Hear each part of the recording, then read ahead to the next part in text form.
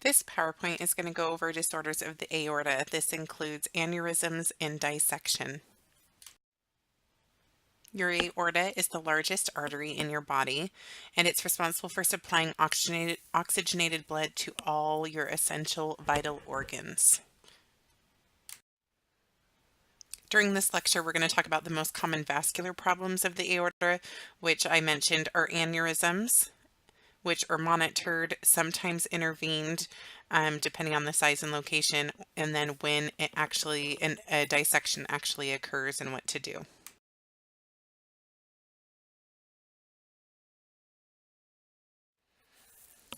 This slide just goes over the actual definition of an aortic aneurysm. It's an outpouching or dilation of the arterial wall.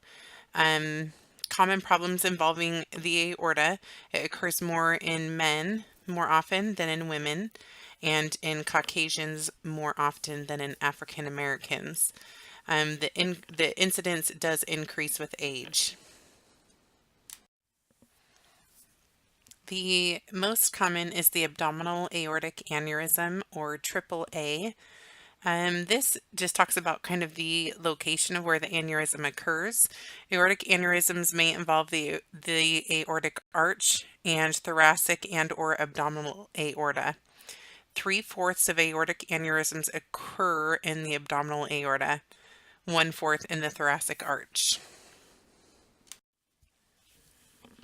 Okay, listed here are some risk factors for aortic aneurysms, including age, so it's increased incidence with the older you are, male gender, high blood pressure, coronary artery disease, familial history, high cholesterol, lower extremity peripheral artery disease, carotid artery disease, or previous stroke.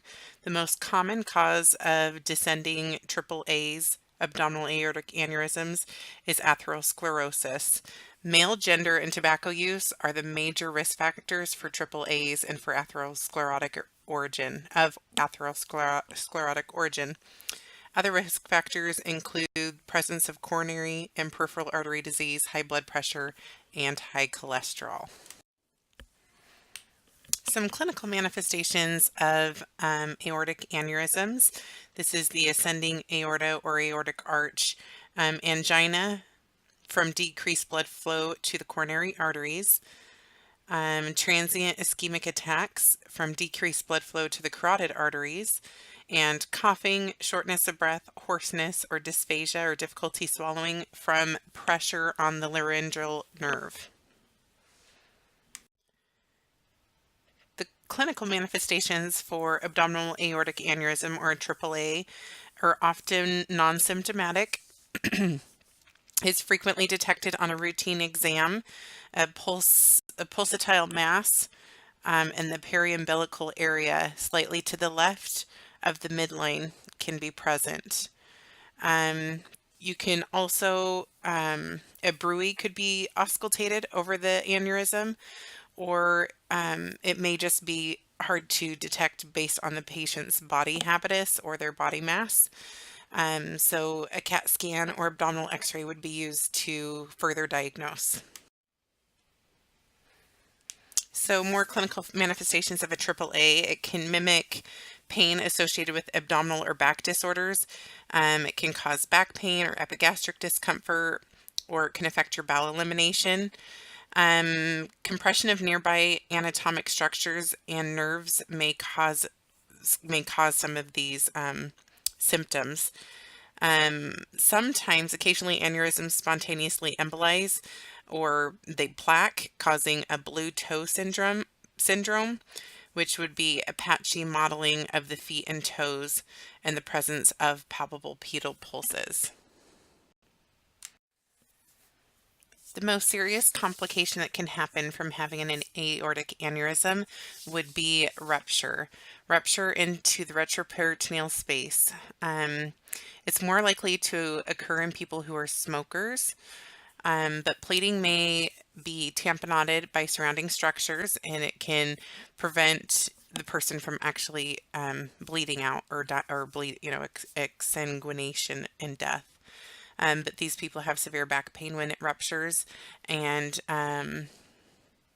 they they're usually a unique symptom when they're coming in. They have nothing else. If they haven't had it, because they can be asymptomatic, so if they haven't had anything, it's usually this intense, severe back pain. So we usually are ruling out kidney stones or something related to that. So these patients often get put through CAT scan fairly quickly for a diagnosis. If it does rupture, it requires immediate surgical intervention. As you can imagine, if your largest artery in your system ruptures, you don't have a lot of time to get the help that you need to get it repaired. So this is a serious complication. It's related to untreated or undiagnosed aneurysms. The rupture will happen into the thoracic or abdominal cavity, depending on where the aneurysm is located. Patients who reach the hospital, that do make it to the hospital, that don't bleed out before they get to the hospital, will be in hypovolemic shock with severe tachycardia, hypotension. They'll be pale and clammy with their skin. They'll have decreased urine output, altered level of consciousness, severe tenderness in the abdomen. In this situation, simultaneous resuscitation or immediate surgical repair will be necessary for the patient to survive. But most people do not survive long enough to even get to the hospital.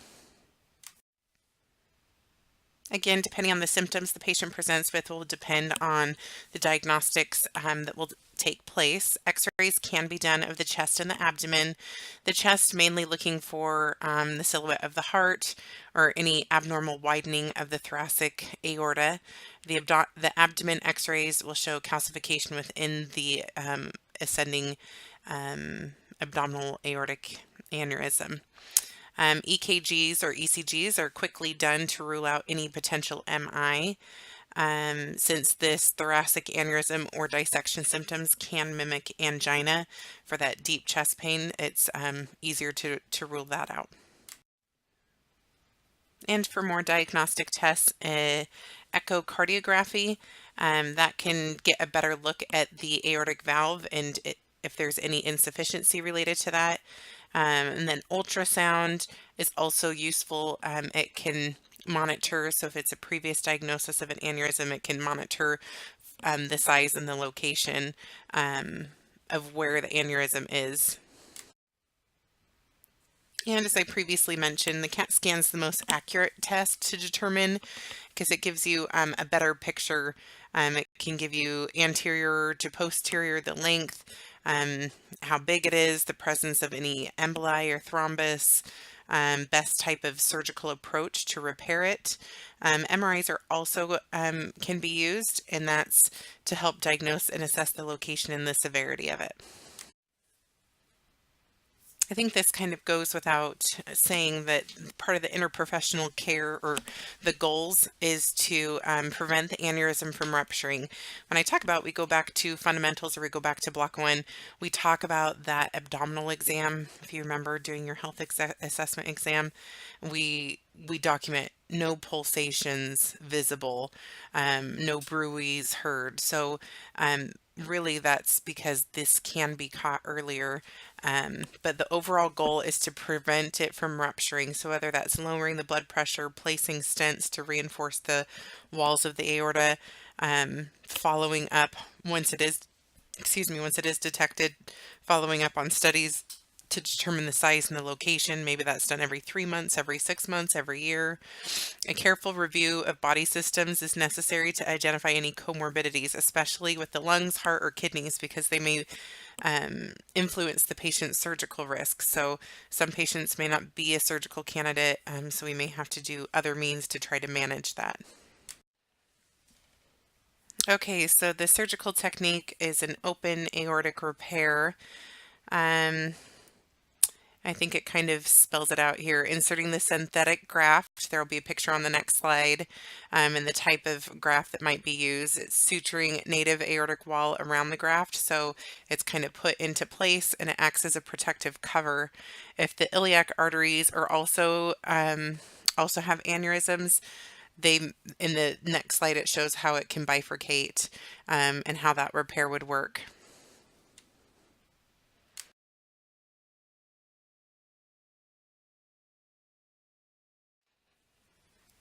The alternative to the opened aorta or aneurysm repair would be the endovascular graft procedure.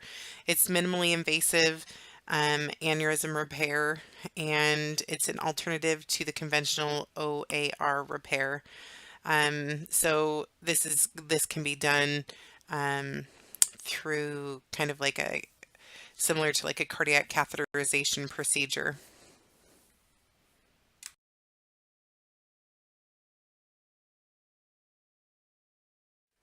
So pre-procedure, you want to do a thorough, the nurse's role is to do a thorough health assessment of the patient, identify what their risk factors are, gather any information to see if there's any contraindication in them having surgery as far as any pulmonary risk or cardiac risk. Again, it's not your ultimate decision. This is going to be the surgeon or the doctor's decision, but having that information is valuable. Another thing you want to do pre-procedure is get good assessment on the patient's pedal pulses.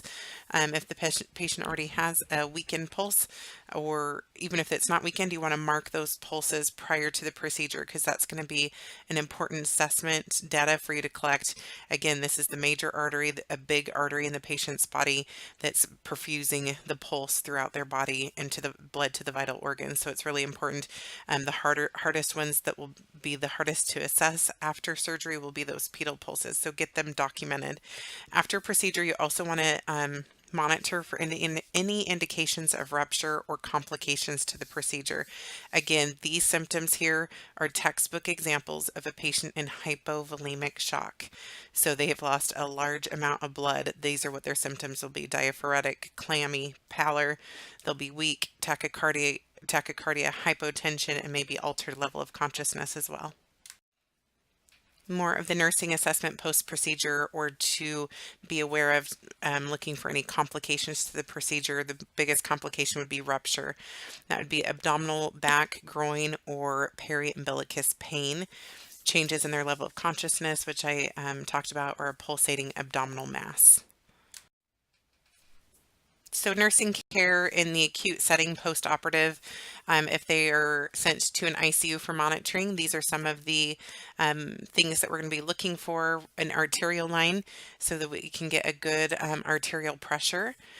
Central venous pressure, again, that sits into the right subclavian superior vena cava entry into the right atrium. That gives us a good CVP monitor that is a good indicator of fluid volume status on a patient. Not necessarily a pulmonary artery catheter or a Swan-Ganz catheter. You won't see that very often. Sometimes these patients are on mechanical ventilation. They may have peripheral lines or central lines in addition to that CVP, and urinary catheter in place to monitor strict I's and O's. Post-operatively, aortic surgery patients typically will go to an ICU for 24 to 48 hours for close monitoring. So this slide kind of goes in a little bit more detail why we're monitoring those things. And adequate blood pressure is important to maintain the graft patency, but you do want to avoid that severe hypertension. So if the patient is having hypertensive episodes, we're going to be using medications to help control that. Prolonged low blood pressure can result in a thrombosis occurring at the graft site. So some drug therapy that may be used if the patient is having severe hypertension, depending on their fluid volume or their CVP measurements, they may need some Lasix for fluid volume. IV antihypertensives, this could be nipride, this could be a beta blocker like a labetalol that can be given to assist with helping control that blood pressure. Some more acute care post-operative considerations to be watching and looking for.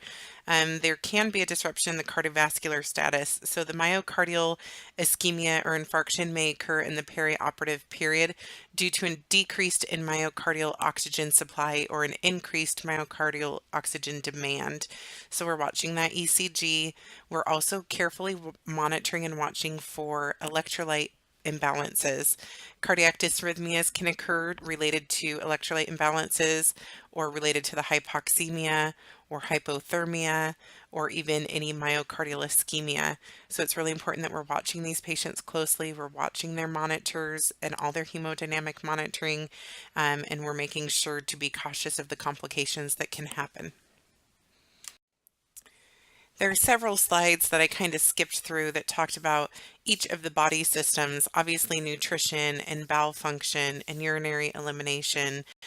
All of those are important. The risk for infection. I mean, this is a post-operative patient, so we do want to be aware of all of that. I'm only touching on the more life-threatening things that we want to be considering. So cardiac obviously is a big concern, and then our neurological status. Again, this is our the main artery of our body that has been blood flow has been interrupted or altered due to a surgical procedure. So cardiac events can happen, ischemia can happen, but our most important organ that sometimes gets neglected or forgotten about is our brain. So our neurological status is very important to keep track of, to get good baseline data, to frequently assess patients' level of consciousness.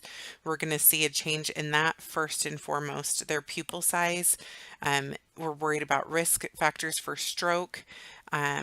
If there's any change in their speech or their ability to move, their quality of grasps, all these things are really important. When the descending aorta is involved, neurovascular assessment of the lower extremities is important.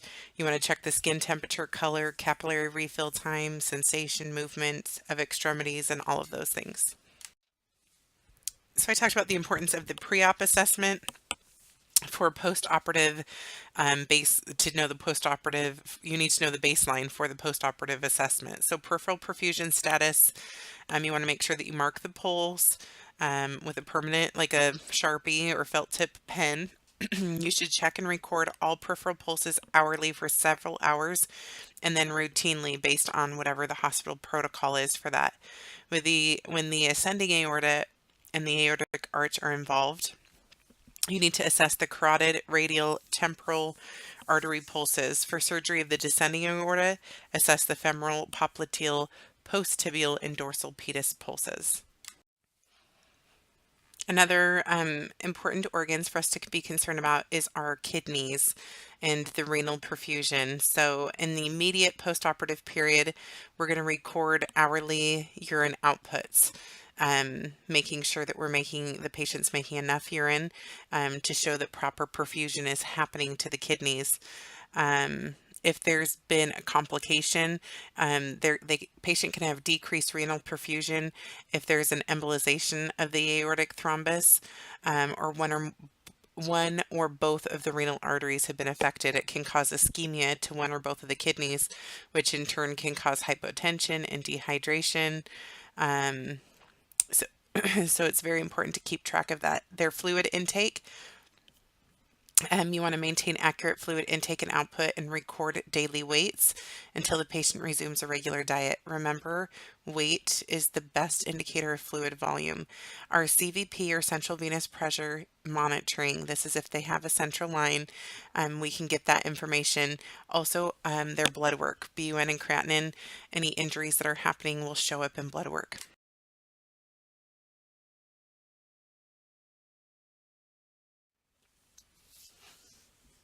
Aortic dissection is often misnamed dissecting aneurysm.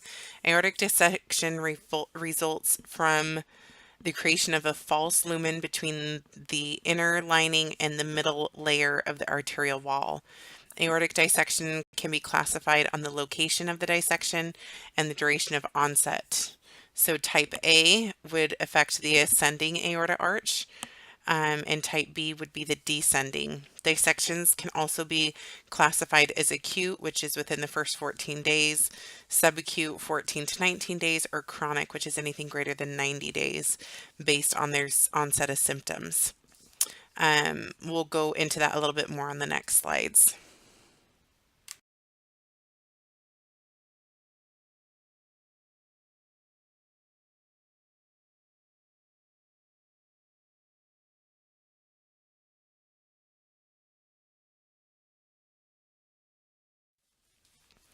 So, an aortic dissection affects men more often than women, and it often occurs later in life, in the sixth or seventh decades of life. Predisposing factors include age, if they have any aortic diseases, atherosclerosis, any kind of blunt trauma, tobacco use, cocaine or methamphetamines, or any congenital heart diseases, connective tissue diseases, family history, history of heart surgery, and pregnancy, and poorly controlled hypertension.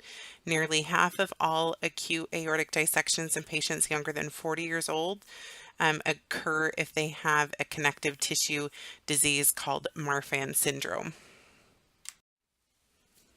So patients with aortic dissections, as the heart's contracting, each systolic pulsation increases the pressure on the damaged area, which in turn increases the dissection even further. It may include major branches of the aorta, so it can cut off blood supply to the brain, abdominal organs, kidneys, spinal cord, and extremities. So your clinical manifestations are going to be dependent on the location of where the tear is happening. So the type A, the acute aortic dissection, is abrupt onset of excruciating anterior chest pain. The pain location may overlap between types A and B, but the pain is frequently described as sharp and worst ever, or as tearing, ripping, or stabbing. In acute type B, they're more likely to report pain located in their back, abdomen, or legs. So more about the clinical manifestations.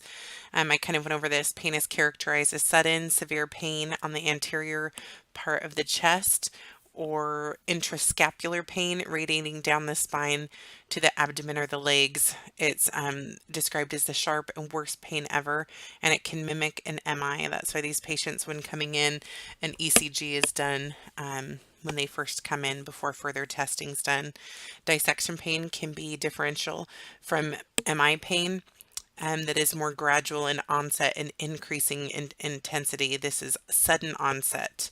As the dissection progresses, pain may migrate or follow the path of dissection. So it can start in the chest and it can work its way down.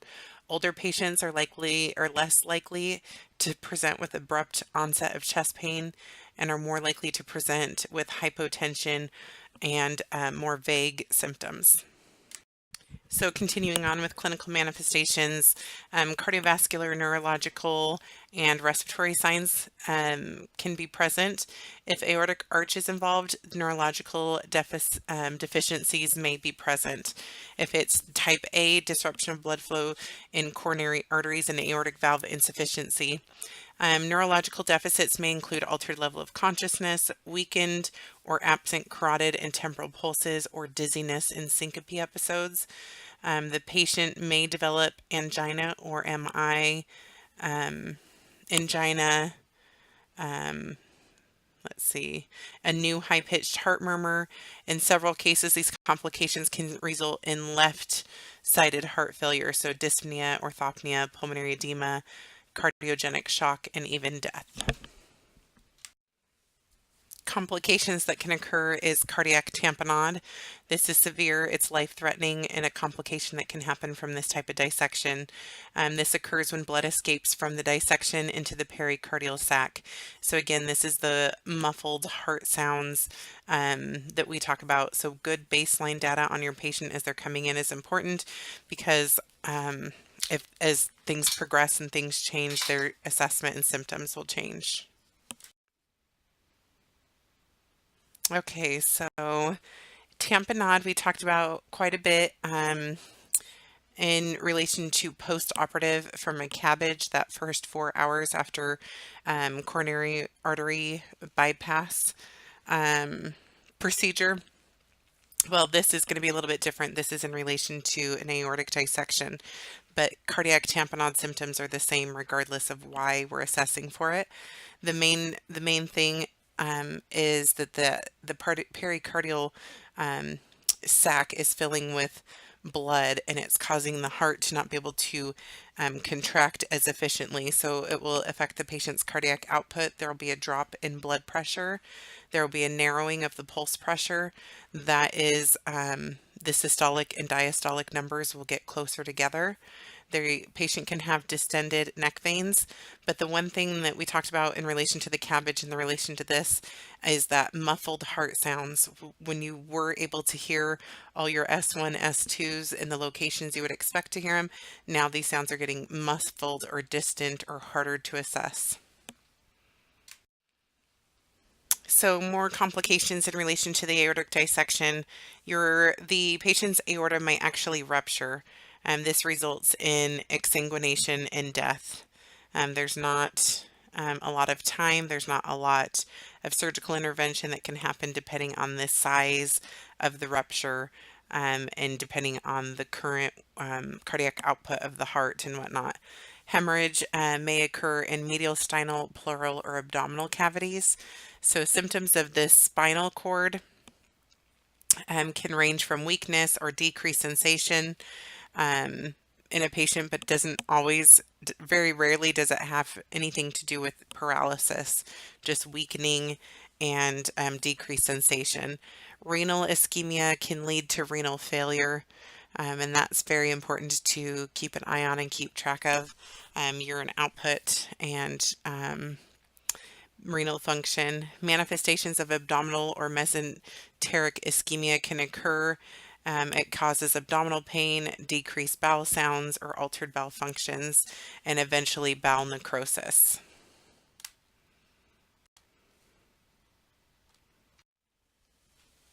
Okay, so back to diagnostics. We've kind of talked about these in relation to aneurysms, but the first thing would be least invasive, least expensive ECG to rule out any myocardial infarct because the symptoms can resemble each other.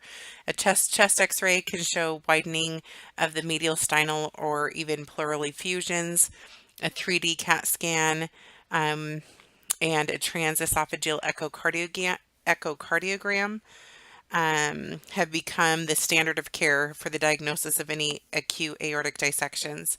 A CT or an MRI can provide more detailed information of the severity of the dissection or complications related to it. TE is preferred in very unstable patients when a CAT scan or MRI could be contraindicated. For example, if they're allergic to contrast or if they have metal implants. So initially, the goal would be to help control the patient's heart rate and blood pressure. So decrease in blood pressure and myocardial contraction to diminish the pulsatile forces of within the aorta, and then pain management. So we want to kind of decrease these patients' blood pressures, beta blockers. The next slide goes into drug therapy in a little bit more detail, but that's kind of our goal to help still maintain perfusion to the vital organs, but lower everything to a place where the actual dissection can kind of have rest. IV beta blockers can be used and titrated to target the heart rate of at least 60 beats per minute or a blood pressure with a systolic between 100 and 110. Some doctors will look for that systolic or maybe even the MAP, but our goal is to lower it as low as we can to still maintain adequate perfusion. Morphine is the preferred pain medication. To help with pain. It decreases sympathetic nervous system stimulation as well as relieving the pain. Other medications that can be used is IV calcium channel blockers like a cardizem to help lower the heart rate if beta blockers are contraindicated or not recommended for the patient. IV ACE inhibitors like a vasotec could also be used. And that's just some ideas of the medications. But beta blockers are the preferred, and if contraindicated, we'll move to calcium channel blockers and then to ACE inhibitors. Okay, so these last two slides are going to go over conservative therapy and surgical therapy. Our goals are going to be similar to that of the aneurysms as far as post-surgery repair. Post-surgery assessment and considerations, it's going to be the same as the aortic aneurysm as the procedures to fix these are similar. So conservative therapy, if there's no symptoms, then the patient can be treated conservatively over time. If they are symptomatic, then we want to make sure we relieve their pain. We keep their heart rate and blood pressure under control. If there is any cardiovascular disease risk factors, we want to make sure any of those that are modifiable, we'll work on that. We'll also keep an eye on this patient with frequent CAT scans or MRIs that are scheduled, whether they're every few months, every 6 months, every year.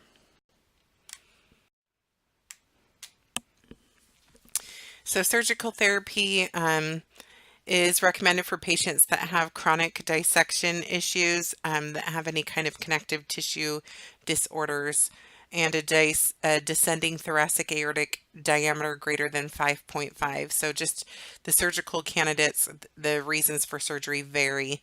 It involves resection of the aortic segment and replacement with synthetic graft material. The in-hospital mortality and neurological complications are very high. The most common causes of death include rupture, mesenteric ischemia, MI, sepsis, stroke, and any multi-organ failure. And in these patients, if they rupture, the outcome is not, it's never good. Again, the surgery, the recovery, you can go bump back up to the slides of post-aneurysm surgical repair. You're still considering same things. We're still worried about the vital organs. We're still worried about perfusion. We're still worried about all of those same things for these patients as well in recovery.